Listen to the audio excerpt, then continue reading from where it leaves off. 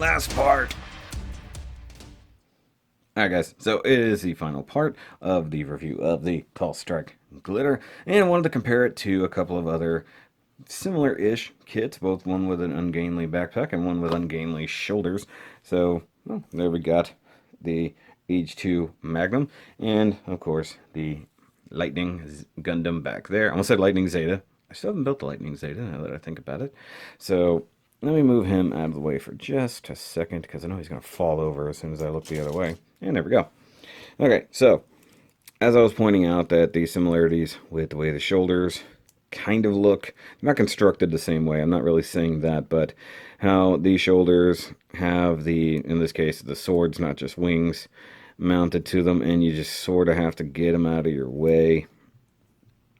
And, you know, these are a little bit better in the fact that they can rotate up and out, and then, of course, turn like so, but for the most part, it's a similar concept. Now, these are on a bit of a different rotational joint, but it is pretty cool. Now, I wish I had something else to compare this guy to, like the amazing Strike Freedom, so I'm going to pick that up eventually, but it's pretty cool. Now, it does, now that I'm looking at it, it has some similarities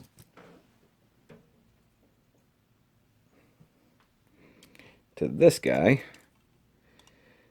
Just a little bit. I mean, I know mostly this is 00, but it does have some striker pack similarities and things like that. But, you know, and I know build divers, build fighters, blah, blah, blah. Nobody cares.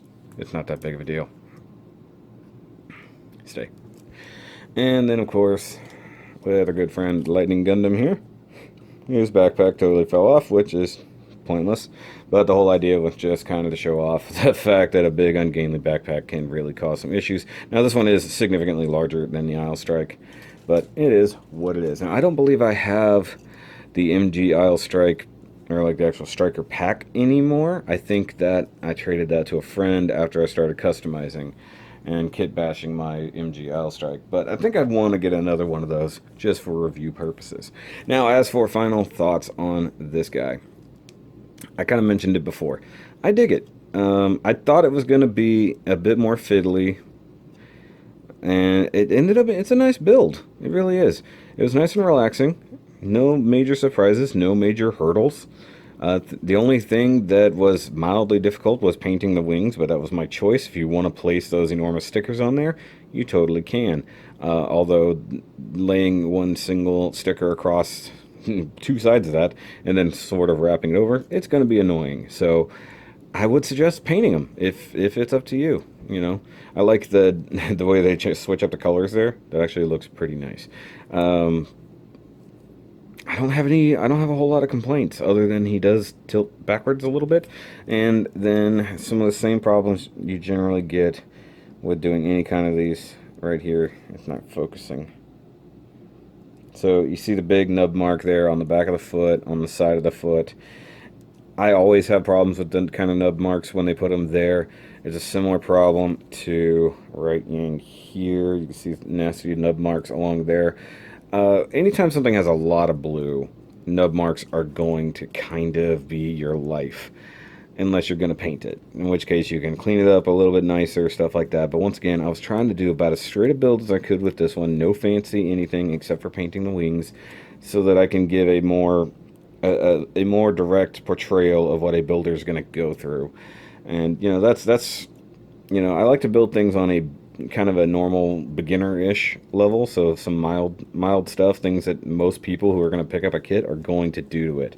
So that way you can really get a good idea of what you're going to deal with. If I do a full-on custom paint job on something, I'm going to do that as a separate kind of review. You do get some ungainly nubs back here in the middle of the shin. That's kind of annoying, just not an easier to clean up because it is curved. But like I said, I'm like stretching to find complaints. The articulation isn't super hindered by these things. They're actually a neat design.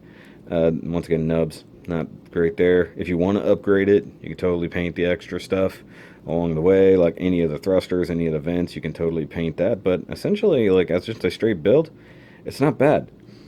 But let's talk P-BANDAI, because that's always the hindrance with things like this. Everything from this particular run, except for the amazing Strike Freedom, is all P-Bandai. So this one that pairs with it is P-Bandai.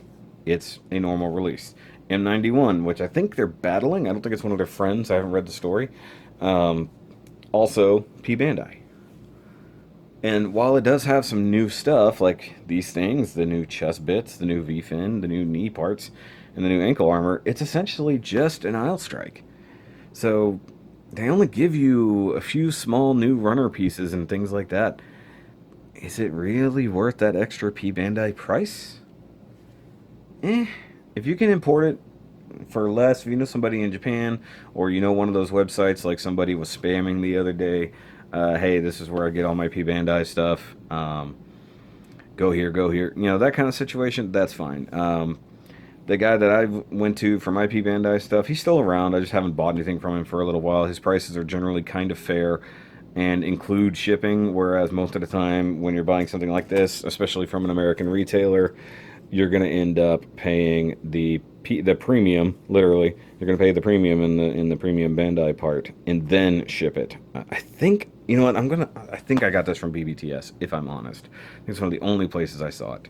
I don't recall, but I kept this one a secret for the most part because originally patrons were going to be the ones who saw this review, but I've kind of restructured how I'm doing things now. So, you know, it is what it is. I do have other P-Bandai stuff coming. I have some more stuff in the backlog. I just wanted to throw this out here as one of the first new kind of reviews, and I wanted to build this guy really quick. Let me know what you think about all of this in the comments down below. Make sure you're hitting that like button, that subscribe button if you are new, and make sure you're checking out all my new videos, not just my old ones, because the old ones, well, frankly, they've gotten a lot of views. It's time for the new stuff to get a chance. And, of course, make sure you're hitting that notification bell so you know when I'm putting up something new. You're not just going to have to go to your sub box and be like, oh, hey, Shoki put out a new video. Hopefully, this took up most of the week, so there was a new video every day, and you guys knew there was going to be a new video every day. But I will catch you guys on the next review, which I'm not sure which that'll be. Probably one of these Kamen Rider boys.